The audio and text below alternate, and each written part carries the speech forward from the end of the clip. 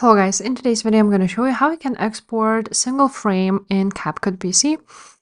Now, you want to go ahead and choose your video and drag it to the timeline.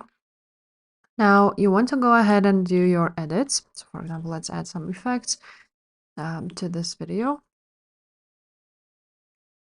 And let's go ahead and add this maybe edge glow and also camera shake. So let's maybe do both. And make it for the whole video. And now you want to go ahead and choose a frame where you want to freeze it and export it. For example, I want to do it right there. Now all you have to do is go ahead to the player right there at the top and click those three dots, click export still frames. And now you're gonna just rename it, export it to that place, and choose a resolution. We can go ahead and choose maybe 4K. So let's choose 4K. The format has to be PNG, then export.